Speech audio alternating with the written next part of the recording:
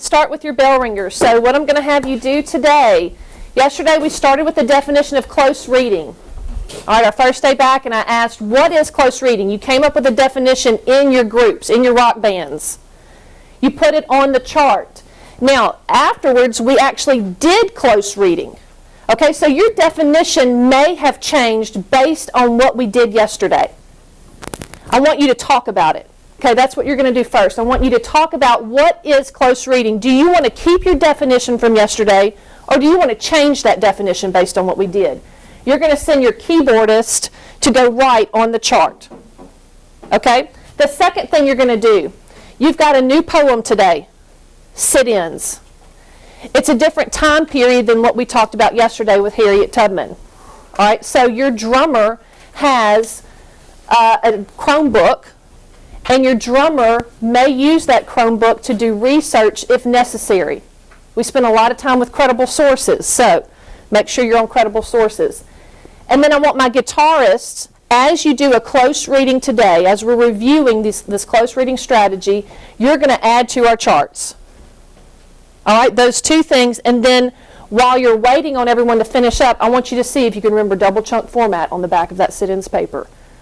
All right. Do that while you write letters. Are we learning say like drop the to like analyze text like that. plus draw? Yeah, kind of. Yeah. There's a feature. Yeah. Well, this is the thing that we did. We kind of agreed upon it. Freedom is something we want and we need while liberty is something we don't want. And did you guys, did they tell you about freedom and liberty yesterday? Well, freedom is when we're going to try to recite that. So here's our strategy we started yesterday with annotating text and digging deeply. So using sit-ins, let's just kind of review, because in a moment you're going to have a cold read. Okay, I'm going to start taking those training wheels off. So bell ringer today, purpose is, let's review. All right, underline major points. What do you have, Ainsley Grace? Silent because the African Americans didn't argue or get angry whenever they were like treated unfairly, and they just stood in silence and they just kind of had patience and hope, and they kind of protest that they did each other. Okay, great, good job. So you underline that in your text, and then that's the note that you made out in the margin. Great. Alexis? Why were they so willing to suffer? Why were they so willing to suffer? Great. Is that a discussion that you had in your group, or you plan to bring up? Good. All right. Graceland? One of our questions was, what happened in this time period? Okay, great. You notice immediately, yesterday we read Harriet Tubman, that this is a shift. Okay, our occasion has changed. So I'm glad that should have been one of your first questions. Okay, this is a different time period. Great, good job. Elena. There were a few words and phrases that we didn't know what it meant was consciousness. Conscience is Yeah, it's a mouthful. dissonance and All right, good. All right, so those footnotes should have helped you there.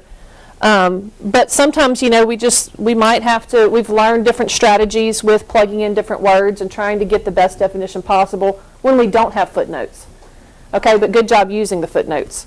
A drop the mic moment that we noticed was with your silence, because there's like a pause, and this pause makes the poem that much more effective to the reader. Oh, I like that. So yours was actually the structure of the poem that you felt like was a drop the mic moment, made you put that exclamation point. Good. I like it. Connection inside this text, Kinsey? The first and fifth stanzas of the poem speak and address the youth who made history with silent labor. So the first and the fifth, he brings it back to the youth in that fifth. Good. I like that. Good. And then connections to text, you are linking to this text, to like text that we've been looking at. And so the last stanza, the little chant that says, "Come Lord Jesus," it's kind of like the song that the slaves sang in Harriet Tubman, the Moses song. So that was cute. Good job. Good. Next year, the outside connection with the little crowd. This reminds me of, so it could remind you of a movie or a book that you read. The sit-in reminded me of Feeling Kennedy, a book that I read about Yeah, you did that for independent reading, right? Okay. All right. So tell me that connection. There was a part about it where Kennedy had to deal with the Southern relations with African Americans, and it talked about some of the civil rights movement. Awesome. I love that link to your independent reading. Good job. The star, literally, and for rhetorical devices, like similes, metaphors, sonification, repeated meaning. All right. Did you find one in here? Playing on sit-ins, playing your name across pages, which is sort of a metaphor slash sonification. Absolutely. What do you think the effect was? Why do you think that that was included? To give it like a deeper meaning almost. Okay, good. Good. Up here. Yesterday, I asked you to put thumbs up if you agree, thumbs down if you disagree, and something to add if you think that there needs to be something to add. And we were all kind of right here yesterday, remember? Because we had most of our definition had to do with maybe paraphrasing. And close reading is definitely more than that. We use paraphrasing as a technique for difficult texts, like when we read Frankenstein. But I want to see how you changed your definition today. Pluck it. I love it. I love it. We're actually plucking parts out of this text to find its deeper meaning. We have trying to understand what the text is really trying to say. How are we feeling about this? Show me by thumbs. Hands. Okay, good. I think these are better definitions already. To annotate, to analyze, to be able to fully comprehend by breaking down the text into chunks. Is that part of it? Close reading. Good. What about it's when you dig deep into the text to figure out the true meaning? All right, so we're all in agreement with this. Close reading is chunking paragraphs to better analyze text. Something to add, Megan? Well, it's not just that. You also have to, when you're really getting close into it, you have to really understand it. And if you don't understand it, then you can break it down, like vocabulary and stuff, and you can also ask like the people in your group and see if you can just really understand what their meaning of that is and what the author's trying to like present. I love that addition. Mary Catherine, you want to add to that? I like what Megan was saying.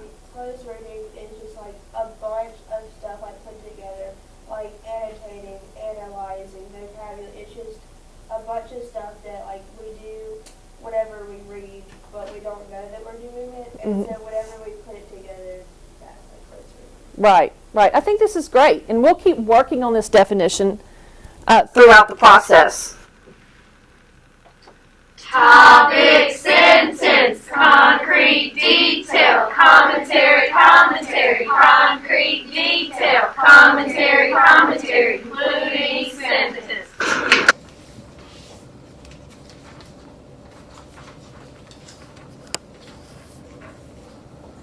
Okay, let's go ahead and move to group discussion just on this text, and then I will give you approximately 5 minutes, maybe about 7 minutes, just to discuss I Have a Dream, the annotations you made, what you can pluck out of, using one of your definitions, what you can pluck out of this text.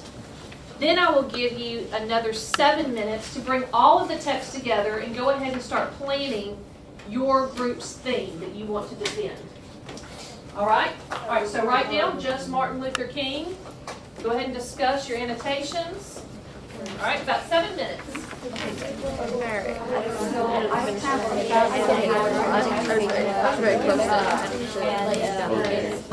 Which he on the first page he mentioned 2 times, on the second 3 times, on the fourth 1 time, and on the fifth 9 times. And so what he's doing with that word is he's really trying to stress it. And when we talked about this, we were talking about he wants it to like make freedom. How do I put this? Make freedom really just pop out of you. Repeat it over and over. Try to make it. We talked about this. When you repeat a word over and over and over, like he repeats the word freedom over 9 times. So what's that called? Yeah. Okay, so he was repeating it. And that means he was trying to stress it. Exactly. So what effect would when you read that word repeatedly? What effect does it have on you as a reader? Why? It's not that he's a poor writer. That's the point that he's trying to drive home, right? That's the point. And what do you know about Martin Luther King? He was What trying about his to. profession? Oh, he was a preacher, right? And so he was. They usually do a lot of speeches, so maybe he was. You sat in church before, right? How does the preacher drive home that point at the end? He repeats a word over and over. They repeat that main point, that word that you want to have on He adds your an ears emergency and on to your it. brain. Yeah, it adds an urgency. I love the word urgency. That's great. That's good. Write all that out in the margin. I did. Good. So the text that you should have in your possession, all annotated. Refugee in America by Langston Hughes. Harriet Tubman. Some of you decided to use "Oh Captain, My Captain." I wanted to challenge some of you, and I put it in a lot of your hands, and I said, hey, if you're feeling like you're ready to rock and roll, let's go. So some of you may choose to use "Oh Captain, My Captain." We used sit-ins this morning, and now we just used "I Have a Dream" by Martin Luther King. So looking at our rubric that we made together, this is what you will be expected to do in the Socratic seminar. The guitarist will do the talking, but you are representing the views of your group, the ideas of your group. You are building this argument together. Right? Keyboardist, where are you? All right, you will have, or you do have, 7 Post-it notes. You must use at least 5. Your maximum is 7. You're working with the drummers, where are my drummers, who are keeping the beat by tallying on this rubric. So that way we make sure that we are paying attention to the rubric, what our expectations are, and that we're meeting all of the criteria. All right, and you're sending those notes, that advice, those ideas to your guitarist. Okay, but we're playing as a band. All right, we're rocking out this year, so we're rocking this together. But it's not going to be a solo act. Okay, you reckon what I'm leaving? Okay. So let's look. You're going to use textual evidence from at least 3 texts. Remember, our standard today, what you're going to be able to do is to analyze how 2 or more texts address a similar theme. So you're going to use 3 texts in here. Okay? Now that is your minimum. You may use more. I want at least 2 open questions. We're going to respond to peers 3 times. A text-to-text connection. We added this time because, again, our discovery data showed that this is what we need to get better at. So we're wedge this into this rubric. Okay, where you connect a text while you're speaking. Okay? And then an outside connection. Any questions about the rubric, which you will be expected to do? All right, I'm going to give you about 7 minutes to work with your group members, with your band. And here's the question. What theme can you draw from these texts? We know that they all have to do with freedom, but is the word freedom a theme? No, it's just an idea, right? What about freedom? What can you draw from this? We've been working on themes since the beginning of the year. Okay, now we're not just looking at one text. Pull it out of all of these texts. Let's go. You ready? Okay, build your case. There were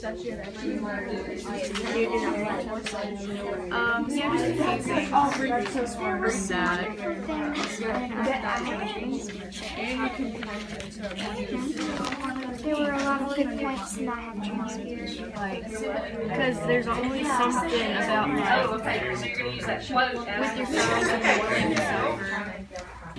oh, bleeding everything that we're doing. Black Lives Matter, Top Lives Matter, all of that.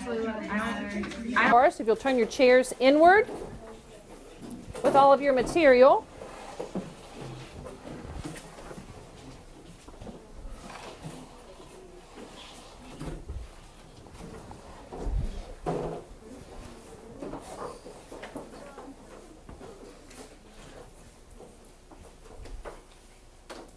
Outer circle, are you ready? They're going to be depending on you. We're ready? Outer circle. So our guitarists are speaking the opinions of the people in the group. Okay, they're representing the band. All right. So we've got Post-it notes. We've got person handling. Thank you, Tazana. You just figured that out. Your group member wasn't here, so you figured out you're going to do both of those roles. Thank you. I appreciate that. All right. Any questions? All right. I'm actually going to time it. Okay, 25 minutes. Quality. Because that kind of wraps up, we think that wraps up all of the texts that we've gone through and annotated and just close read in general. Because it all has to do something about freedom, but mainly this kind of freedom. Talking about freedom, and Martin Luther King, in every single text, they at least mention freedom. The word freedom always pops up, and especially Martin Luther King on page 498, they mention it at least 9 times, and that's called repetition, and it kind of creates an urgency for freedom, and it says, "Let freedom ring," which is what your theme was saying. So I support that theme, like equality. Okay, I like to take a different spin on this, and all of the people, and Harriet Tubman, Martin Luther King, the guy from Simmons, and the other guy in that other poem, they were all very determined, and that's a good example of determination. But what exactly is a bad example of determination? Like, if you were determined to, like, make someone upset, obviously. Well, yeah, but like today in our nation, we are so determined to prove that we are right. That's so true. We hurt others. It's also showed in this because the white males, they were determined to keep the black males oppressed. And throughout the Martin Luther King speech, he said that that they shouldn't go Equality, and then, like, today we have, we still have racism, but we have the same right. But how do you think we could have improved this and, like, made it to where it didn't take so long to get that way? I think it's people, like,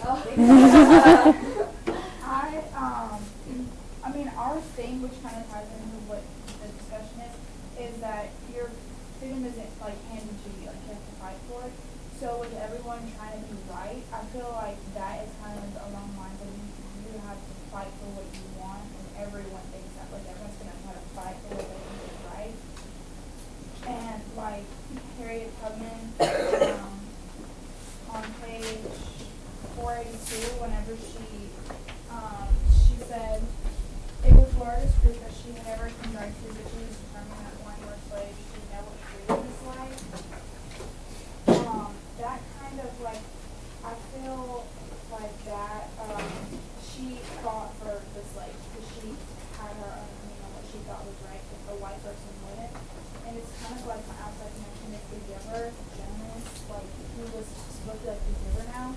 So he, like, fought for the civilization so that they would know the truth about, like, the colors and everything. And so I feel like everyone is determined to be right because everyone grew up, and back then, because we had wars and everything, they fought for what they believed in. And I feel like that isn't necessarily the bad quality to have. I agree with Ainsley's earlier point of freedom isn't handed to you, you have to fight for it. And "Oh Captain, my Captain," it said, "Oh Captain, you've fallen cold and dead." And then in one of the later parts it said, the ship is anchored safe and sound, its voyage closed and done." I think they hid like a lot of meanings within it. The ship was like America, voyage was war, the anchored safe and sound was the war was won and the nation was united, and the captain was Abraham Lincoln. With the voyage being closed and done, the Civil War was over and it was won by the North, and the nation had been united. And so the unification of the nation was not just something that happened, you had to fight for it. And the Captain Lincoln, he was killed later, and I think that was one of the ways of freedom demands sacrifice.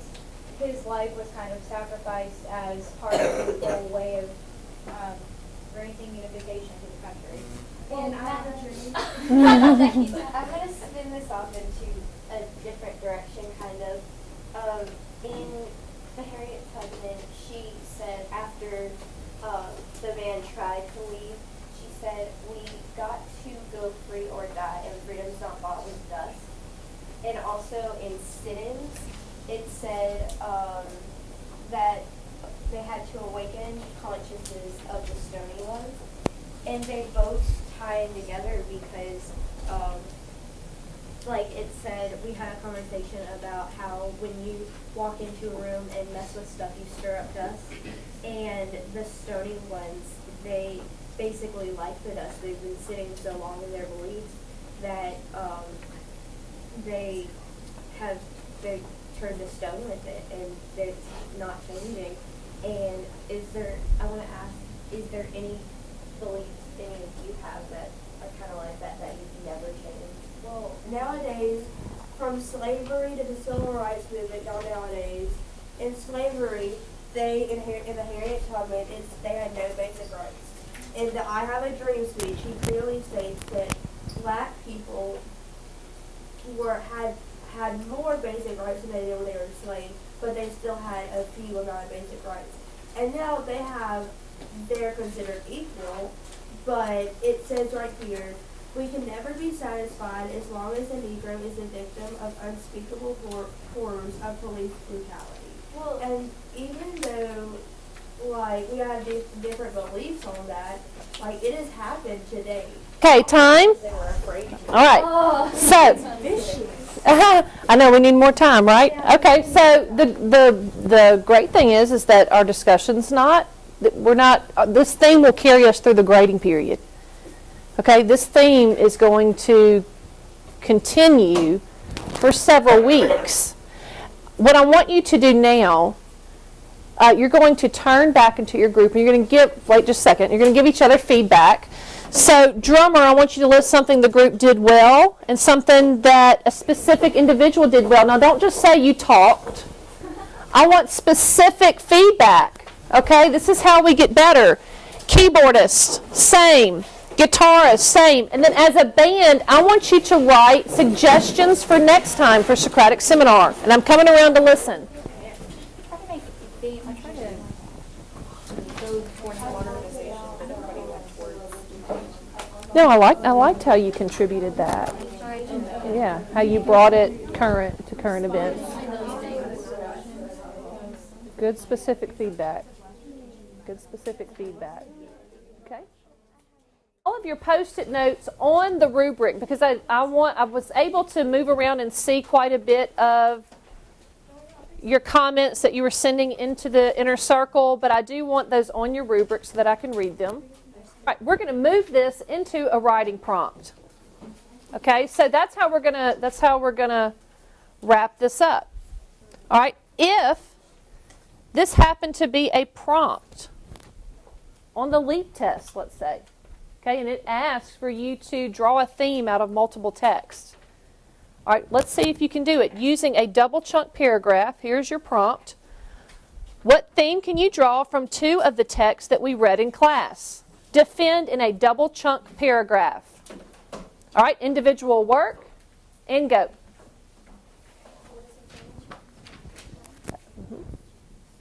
Okay. All right, so close reading. I want to ask first, how do you think that this has helped prepare you in analyzing how 2 or more texts address similar themes? When we're talking about all of the strategy that we've used, Megan?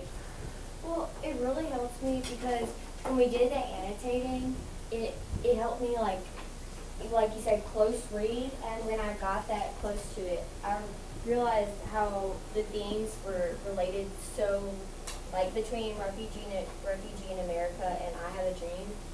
Like when I really close read, I noticed how close their theme is, and that helped me decide on what 2 stories I was going to do for my double chapter. Okay, do you think that it helps you read with a purpose in mind? Okay? Because like I said, we could read passively. We've got independent reading books for that. We just, I call them beach books. We just sit and we enjoy and we soak up and we find out what happens to the chicken or whatever, okay? We've got Netflix, okay? If we just want to be passive and mindless. But close reading is actively reading. It's engaging with the text. It's having a conversation with the text. Many of you were very emotionally involved, not just intellectually involved with these texts. Would you agree? Yes. Okay? So you still can get the joy of reading in a close read. I want you to see that. You understand? Sometimes it's like, but I just want to enjoy the book, Miss Bell. I just want to flip through the pages. Sometimes, and I really want to say most of the time, but I think that you would agree after this activity that you still enjoy, you still get that passion from reading, maybe even more so when you really dig deep. When you really, I heard some conversations about why did Martin Luther King talk about God? And then we talked about forming an argument.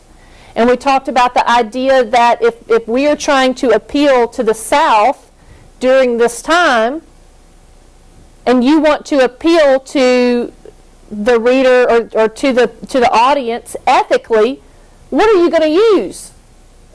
God, of course. You're going to use God, right? So when you sit there and you start looking at these things and you start pulling them out, you realize how much went into all of this. Writing helped change history. Your writing can help change history.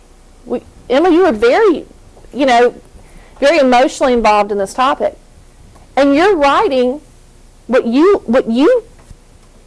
speeches that you may give, even in the future, could change this direction. It's like you were saying. All right, so the close reading is helping, right? With digging deep and finding how two or more texts address the themes. Did you feel comfortable discussing and defending that theme in the Socratic seminar, even if you were in the outer circle? Yes. Passing those notes. Yeah. Okay. We had prepared for it. It helps us know what we're doing. Okay. What about in writing? How did you feel when I turned around and said, all right, now write a double chunk paragraph? We were prepared. Confident, prepared. I didn't really have this.